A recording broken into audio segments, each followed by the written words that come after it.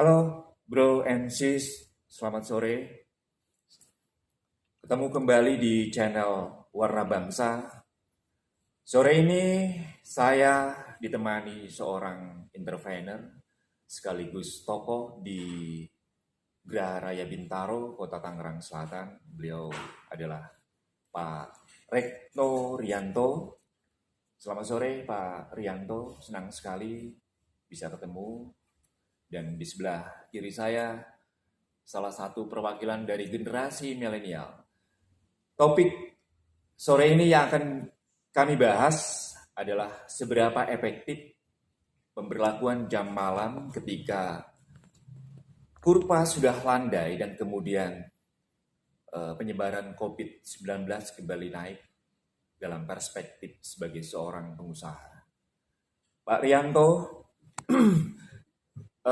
seperti kita ketahui bahwa pasca mudik setelah kurva landai dan kemudian banyak orang karena memang ini adalah semacam tradisi yang sudah mengakar di lapisan masyarakat.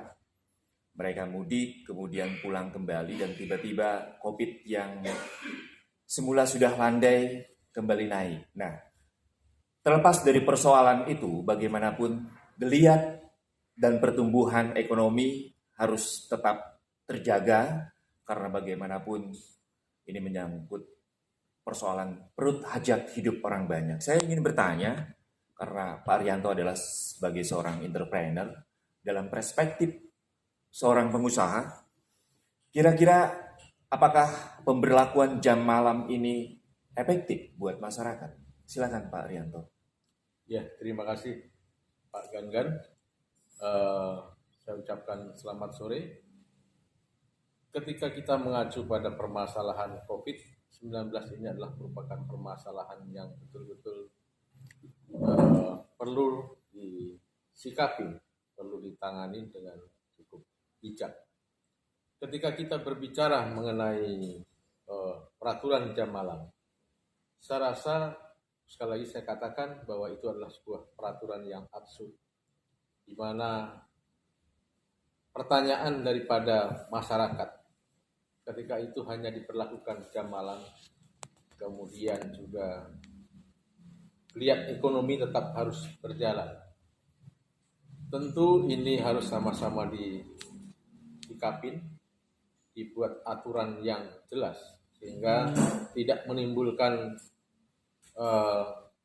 sesuatu yang membingungkan. Karena bagaimanapun juga bagi kita pengusaha tentu ingin kondisi ini tetap kita jaga, tetapi juga ekonomi harus tetap berjalan, Mas Gangan ya, tetap berjalan. Tetapi ketika ini hanya di siang hari diperlakukan boleh beroperasi, tetapi di malam hari kemudian dibatasi, apakah ini tidak? Saya rasa ini tidak efektif sekali. Nah, tentu kita sebagai seorang pengusaha ingin supaya masyarakat tetap menjaga protokol kesehatan, tetapi juga tidak dibuat aturan yang membingungkan, sehingga tidak membuat menjadi bingung. Karena apapun itu, ketika kita bicara masalah restoran, apalagi di Geraha Raya ini, khususnya Tangerang Selatan, PAD itu sangat besar dari pajak restoran, karena di Tangerang Selatan ini tidak ada yang namanya daerah wisata-wisata yang memang yang sudah ada misalnya, itu kecil atau tidak ada, tetapi adalah dari pajak restoran. Jadi menurut saya aturan itu harus lebih jelas, harus lebih lugas. Sebagai pemangku kebijakan tentu harus bisa melihat ini sebagai sesuatu yang harus betul-betul berpihak pada pengusaha gitu. Baik. Nah, ini ada yang sangat menarik sekali dari pernyataan Pak Rianto selaku pelaku ekonomi dalam kapasitas beliau sebagai seorang pengusaha, bahwa di wilayah Tangerang Selatan, khususnya ya Pak Rianto, bahwa kontribusi wisata kuliner dalam hal ini restoran yang memberikan TAD untuk pemerintahan daerah sangat besar sekali. Perlu digarisbawahi bahwa sektor wisata kuliner ini menjadi salah satu tujuan utama masyarakat yang mungkin sudah sampai pada titik jenuh. Mereka tertekan secara psikologis, kemudian kemana mereka harus bertamasya di tengah serangan COVID-19. Nah, kembali kepada konteks pemberlakuan jam malam untuk salah satu cara pemerintah mengantisipasi penyebaran COVID-19 ini, tentu di satu sisi tentunya kita sebagai warga negara harus taat terhadap peraturan yang sudah ditetapkan oleh pemerintahan setempat. Tapi di satu sisi kita sebagai warga negara tentunya memiliki hak dasar yang dilindungi oleh amanat konstitusi perihal bagaimana kita melangsungkan hidup yang layak, karena bagaimanapun biaya hidup tetap harus terjawab di tengah COVID ini, membayar sekolah, membayar SPP, dapur tetap harus ngebul. Nah, kira-kira solusi alternatif apa yang harus dirumuskan untuk menjembatani kepentingan para pihak, di satu sisi kepentingan pemerintah dalam penanggulangan penyebaran COVID-19, tapi di satu sisi juga bagaimana pelaku ekonomi ini, khususnya para pelaku usaha di wilayah wisata kuliner yang memiliki restoran-restoran, agar mereka tetap eksis di tengah situasi pandemik ini. Silakan Pak Rianto. Betul. Oke. Udah, ya. Terima kasih sekali lagi Pak Gangan. Pemerintah harus bijak melihat ini, karena bagaimanapun sekali lagi kebutuhan ekonomi masyarakat saat ini cukup tinggi. Kemudian COVID ini sudah berlangsung cukup lama sekali sehingga masyarakat sudah jenuh. Ya. Ketika pemerintah menentukan kebijakan itu tentu juga harus disertai dengan pemberian subsidi misalnya, kemudian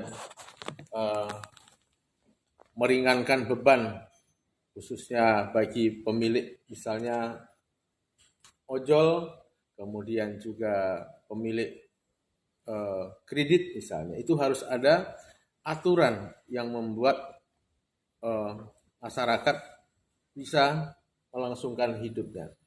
Tetapi ketika ini dilakukan secara serampangan katakanlah, itu tentu akan merugikan sekali kepada masyarakat. Misalnya biaya hidup, sekali lagi yang saya katakan tadi, biaya hidup harus ditanggung begitu tinggi, tetapi dengan ruang gerak masyarakat yang dibatasi karena COVID ini.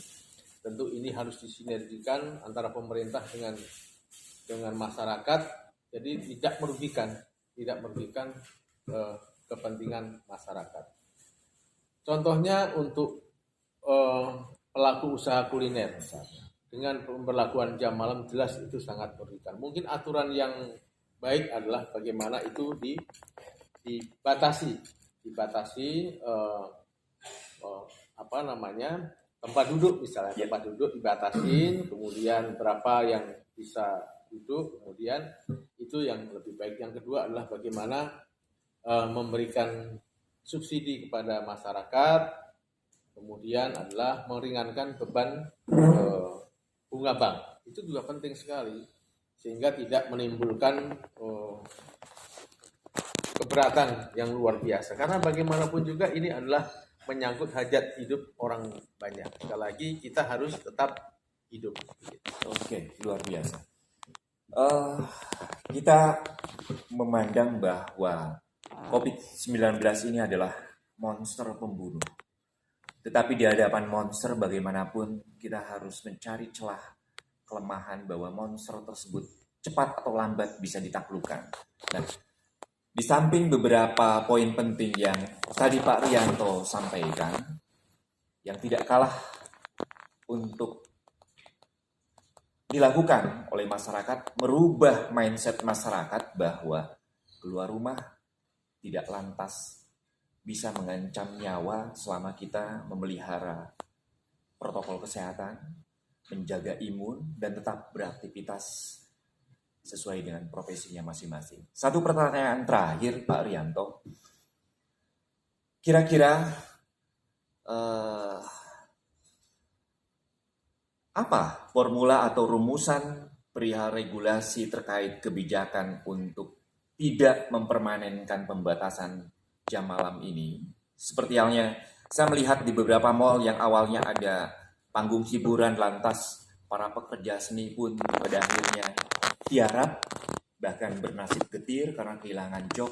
Saya pikir tidak jadi masalah masih menggelar panggung hiburan, tentu dengan konsep menjaga jarak sesuai dengan protokol kesehatan. Nah,